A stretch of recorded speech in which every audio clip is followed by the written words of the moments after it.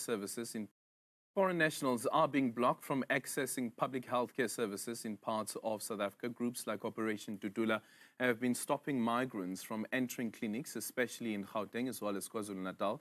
The government and the South African Human Rights Commission have condemned these actions, calling them unlawful and warning that healthcare is a constitutional right for everyone, regardless of their nationality. Well, just yesterday, Operation Dudula blocked the Goba Primary Healthcare Clinic in Katlehong. The group says that only South African citizens are allowed in and foreign nationals are asked to seek paid-for services.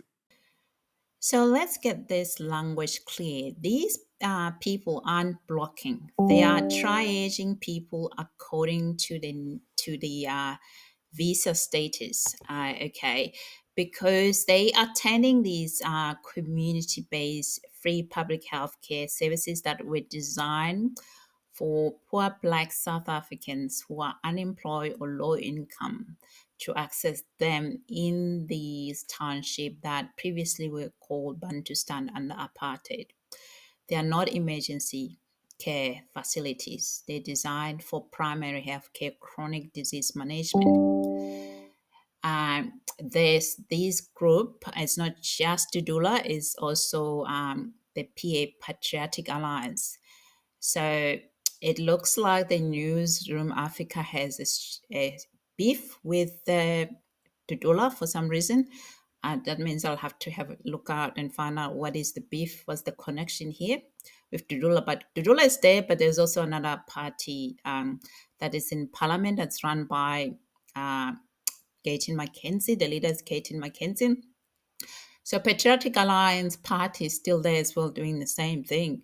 Triaging people according to their status, their passport, the entitlement. That is, if they are not citizen of South Africa, they send them to the nearby clinics where they would have to pay.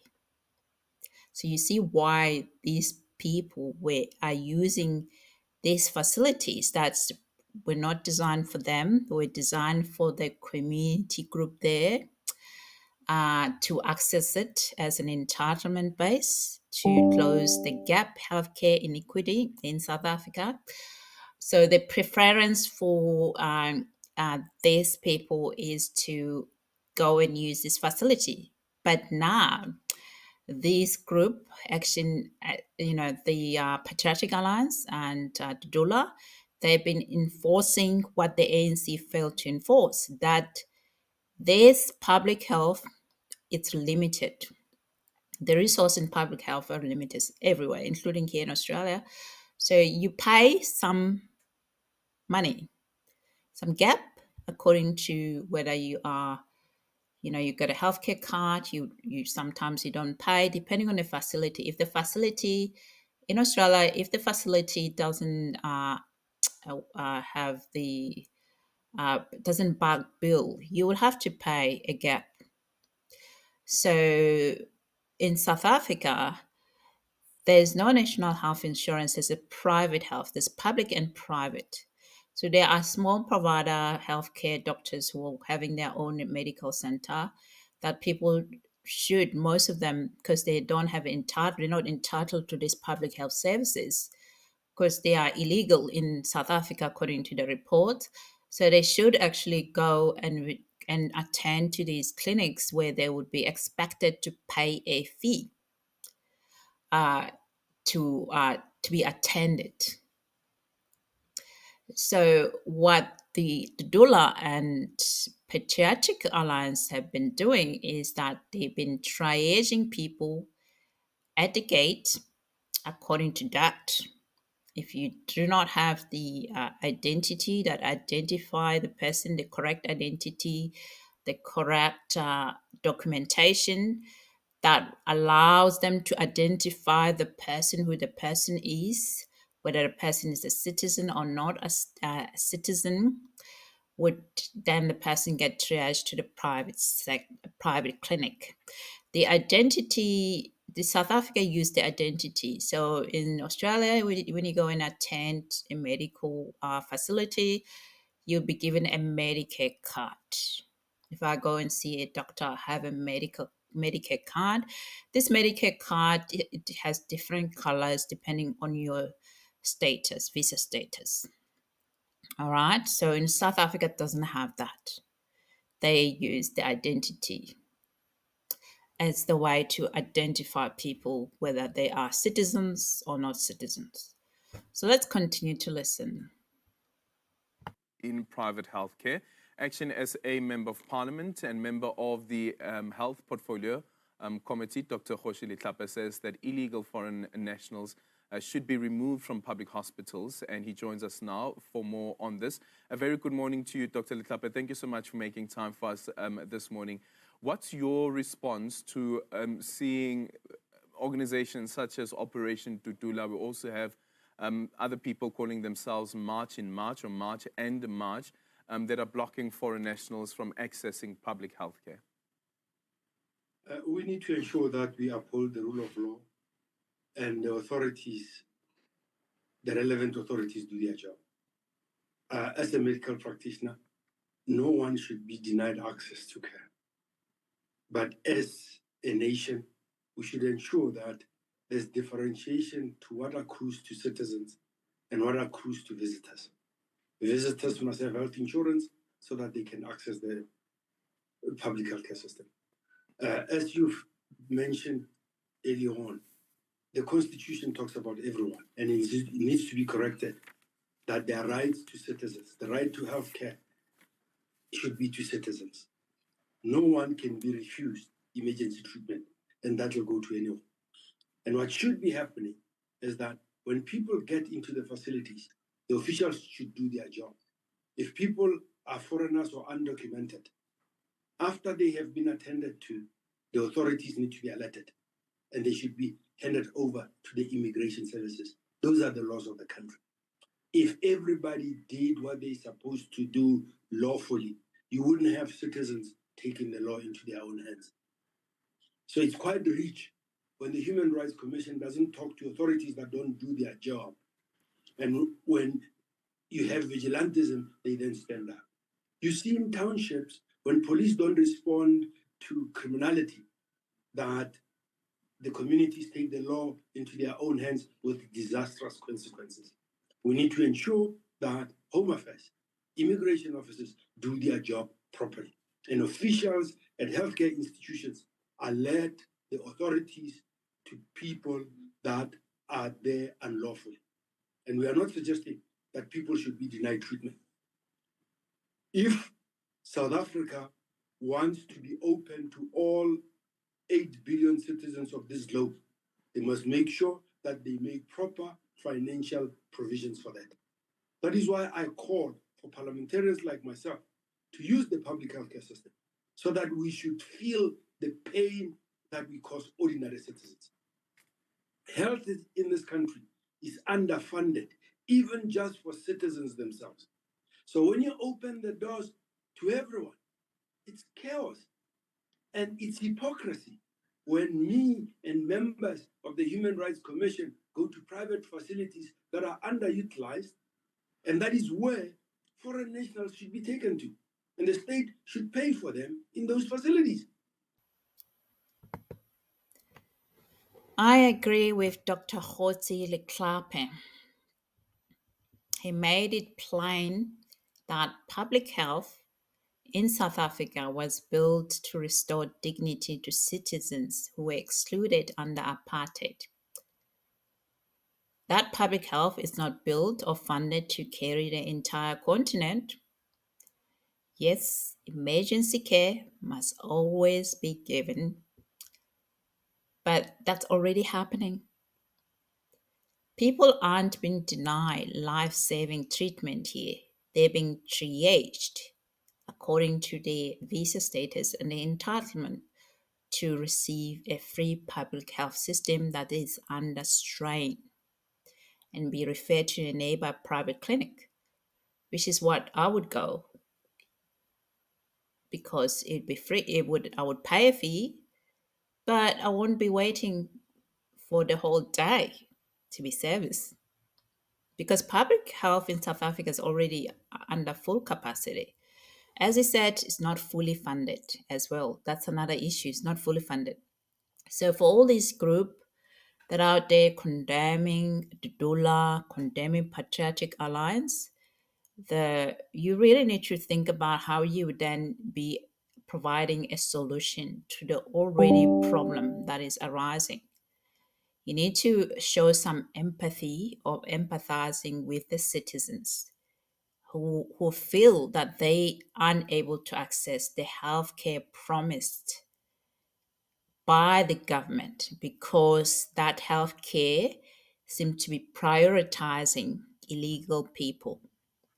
So you need to address that issue because citizens vote, citizens govern through what they say to the people who represent them. Just like Dr. Kgosi Letlape, he represents ActionSA. ActionSA is center-right, represent that party. And so he is also worried, and they're worried about that, their healthcare services not being able to cope with people that are not documented. They're not being fully accounted for. And he also said they're not even, the citizens themselves aren't fully accommodated in the public health, let alone then have people that you don't even know where they're from and their history. And these allegations of doctor shopping and the clinic shopping for medications, they haven't been addressed by the Department of Health, by the SA Human Rights, by them, these Newsroom Afrika group who are Pan-Africanist channel, trying to promote this stuff that is actually not safe for everyone, because when the public health system is crowded, you really cannot guarantee a safe healthcare system. Then it becomes a problem because then these harm the entire healthcare system, meaning the systems, a whole lot of the citizens get harmed by failure to provide equitable and safe healthcare system. That's why we need to ensure that healthcare resources are used appropriately. We're not promoting the use of one healthcare sector, in this case, the public health, that is entitlement based on the equity base on the people who were excluded, previously excluded, and then leave the other systems not having any patients. That is the government question that they need to address this one. It's not for the citizens, but the citizens are going to govern, because what they will do what they're doing now, is to ask the people's identity, that who they are, because they see the government not taking action, not actually addressing the issue. You can condemn them and say the blockage, they're doing that. All you're doing is just loud and loud, but you're not addressing the concerns. And they're very serious concerns.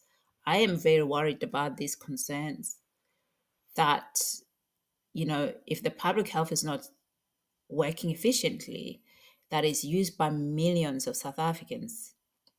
So we're potentially going to harm millions of people just for the few illegal people that we don't know where they're from.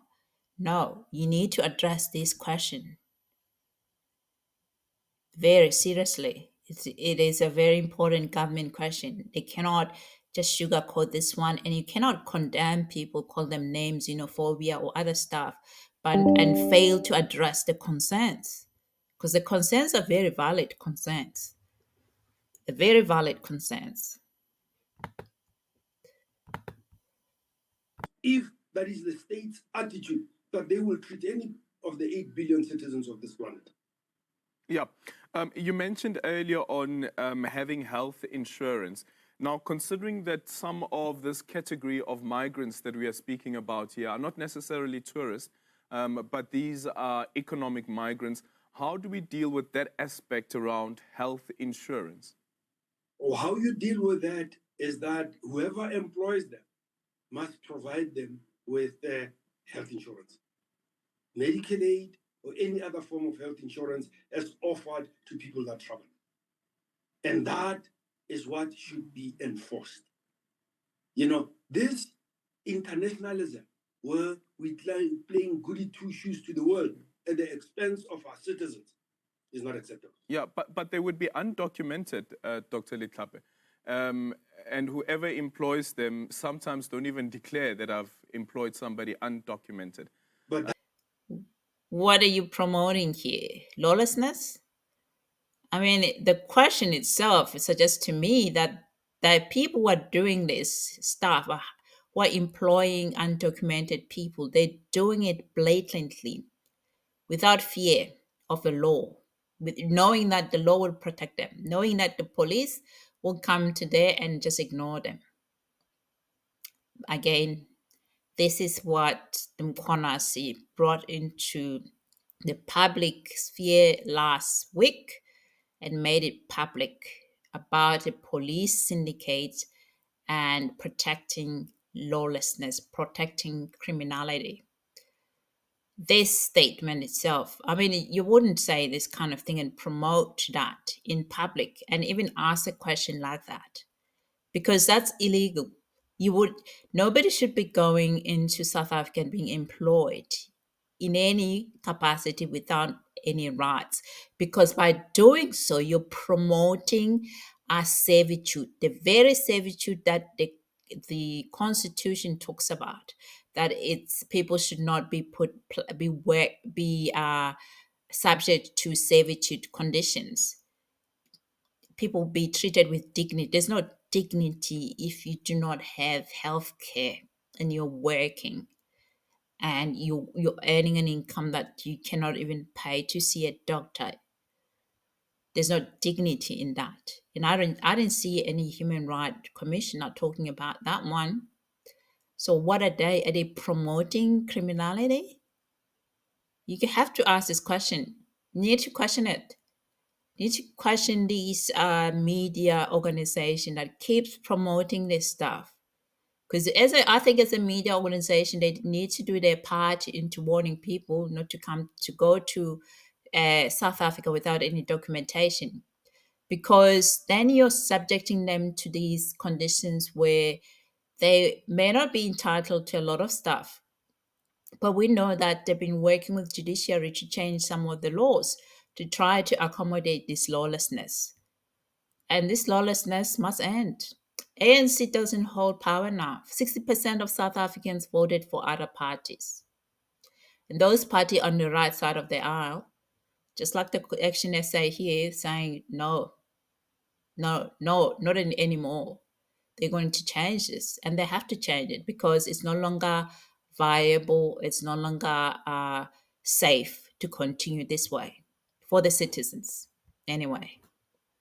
That's the point, the rule of law. Yeah, so that employer should be taken to task for employing undocumented immigrants when we have lots of documented South Africans. We have 40+% youth unemployment. And we cannot continue rewarding unlawful conduct, whether it is from employees, whether it's from people that cross our borders without respecting our entity and come in illegally, whether it's officials in health facilities that don't do their job in accordance to the laws of this country. We have to stop rewarding unlawful conduct. Yeah.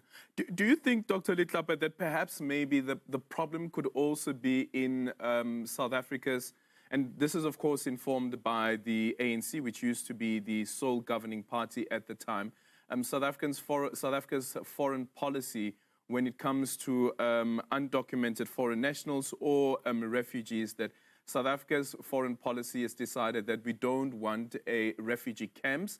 Instead, what we want is to integrate refugees into our communities, and then you have this battle for limited resources. Instead of having a camp where you know that these are the number of people that you are dealing with, and therefore you'd be able to budget for those people, including getting resources from other organizations outside of South Africa. So you want to turn our communities into refugee camps.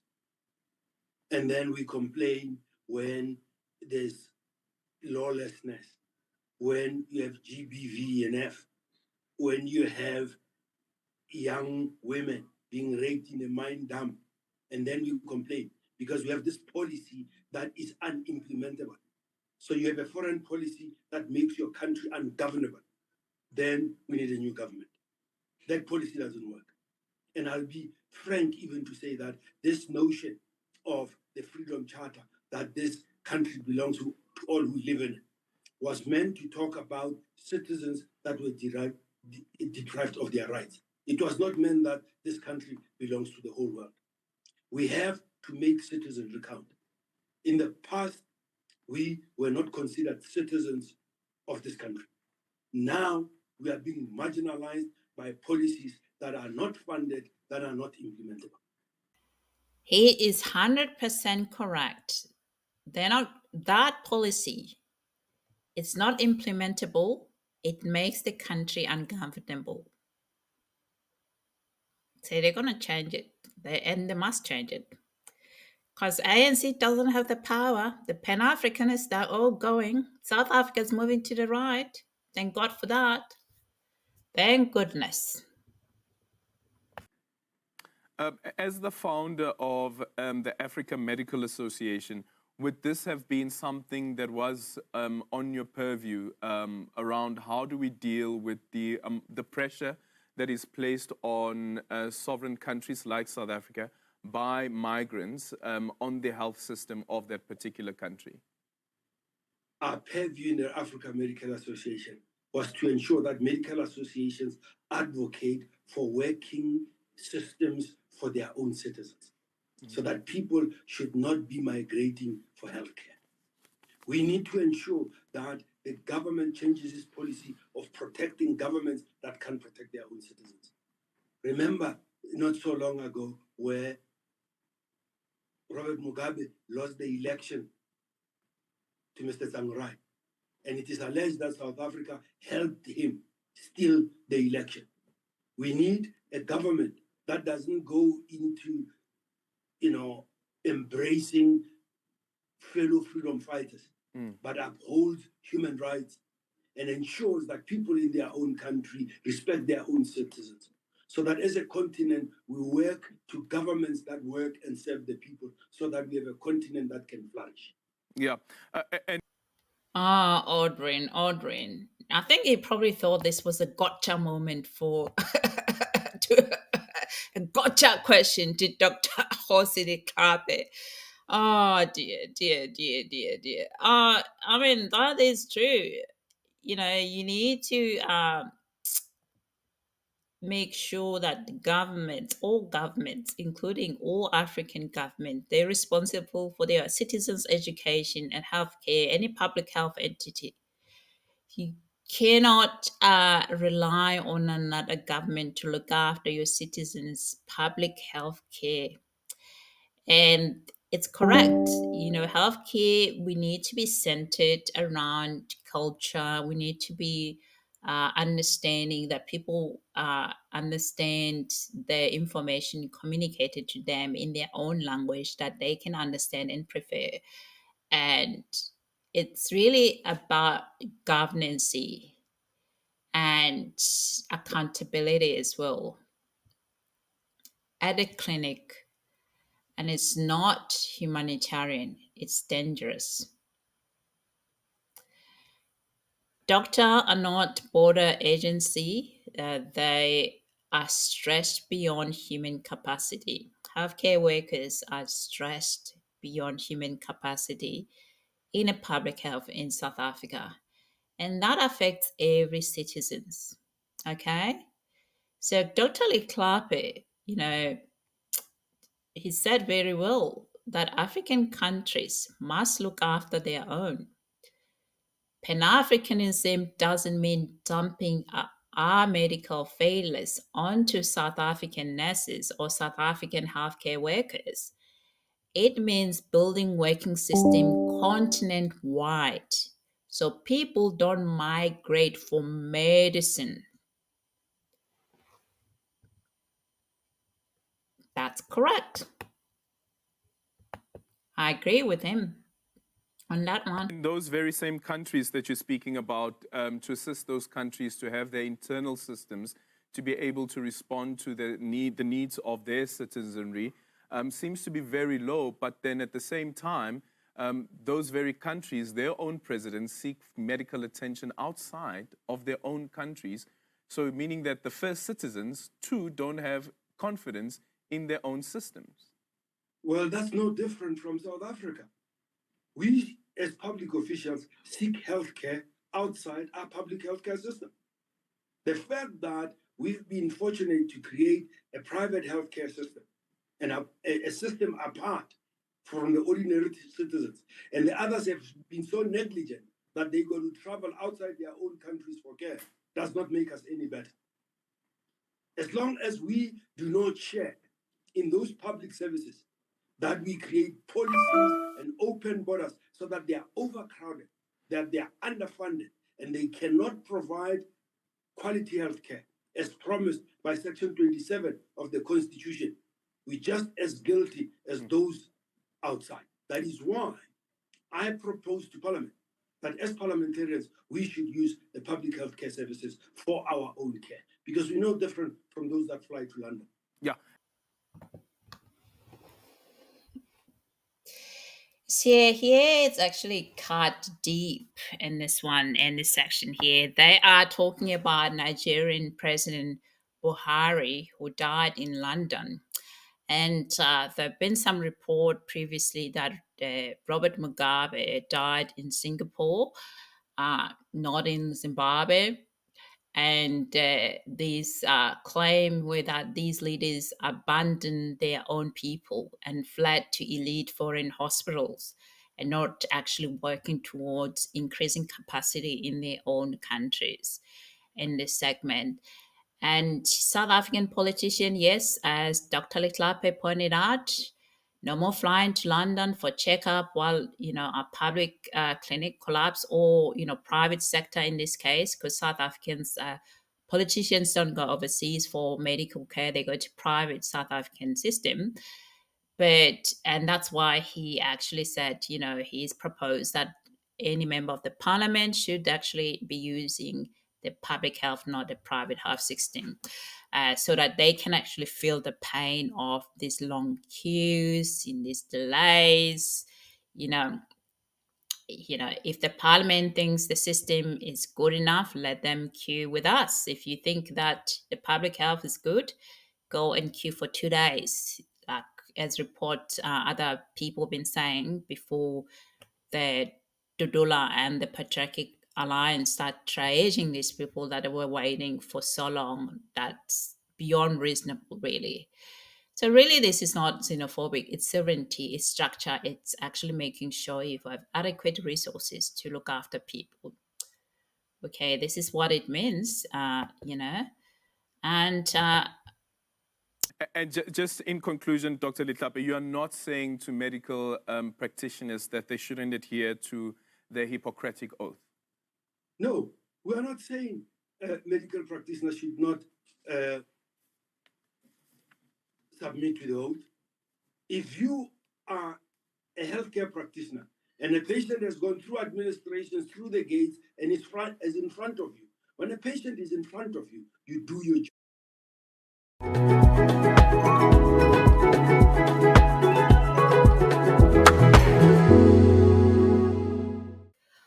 I just think Aldrin has just been told to actually always mention a Hippocratic Oath. Does he even know what Hippocratic Oath means? Is it relevant in this question, in this stuff they're talking about? Because he said it many times about it. Does he even know what that means? Because I don't think it's relevant. Because Hippocratic Oath doesn't say healthcare workers must ignore the law, accept fake identities, or enable medical system collapse. It says do no harm. And right now, harm is being done to patients, to healthcare workers, to entire healthcare systems. Do not harm means protecting everyone in the system, not rewarding who bypass it, which is what they're trying to do here. doctors are healer, not immigrant officers.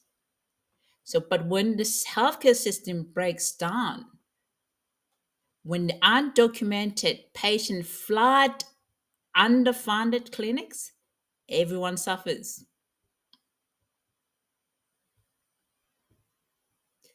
Hippocratic Oath doesn't protect corruption. It doesn't protect collapse or cowardice. It demands integrity. So should we, from every minister, every healthcare workers, and migrant alike.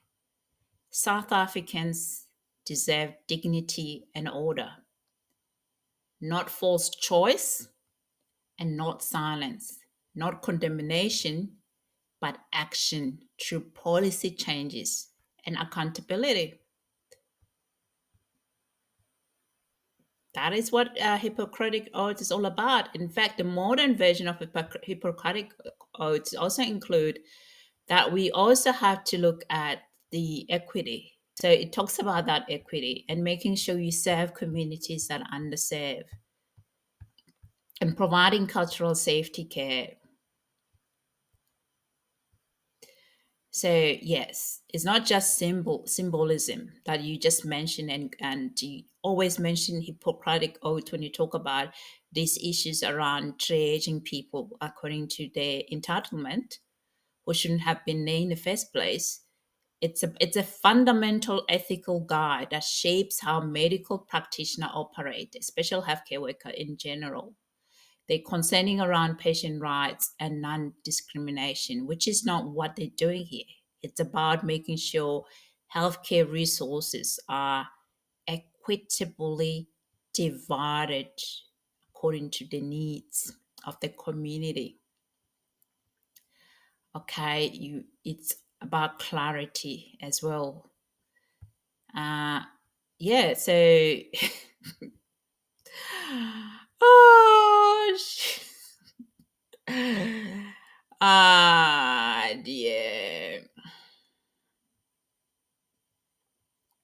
So the modern version may also be called the Declaration of Geneva, institutional oaths.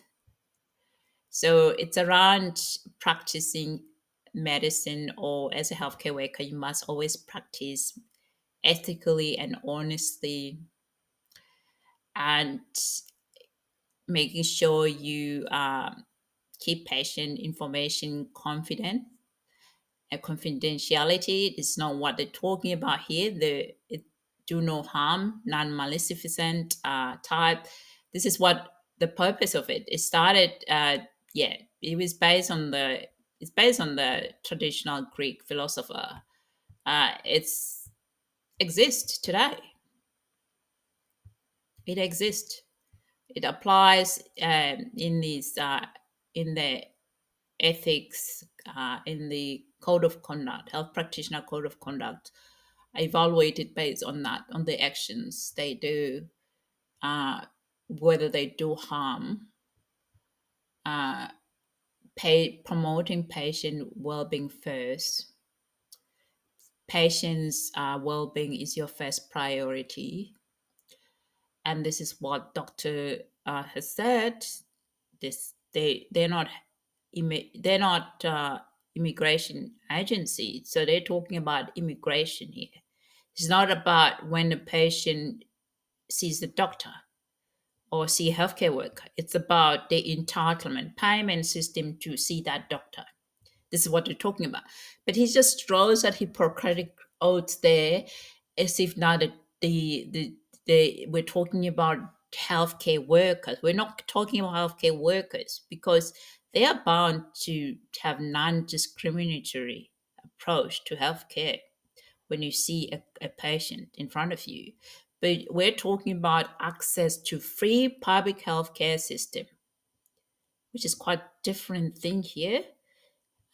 So drawing Hippocratic Oath, which is a traditional ethic code taken by doctors and other healthcare workers in South Africa, it actually traces it's a trace back to the Hippocrates and the Greek physician, the father of medicine. This is where it started from. This is what guides the fundamental code of conduct around healthcare. Do no harm, promote patient well-being and health come first. And this is not what this is all about here. It's about access to seeing that doctor first. How a person should pay, the payment, the entitlement.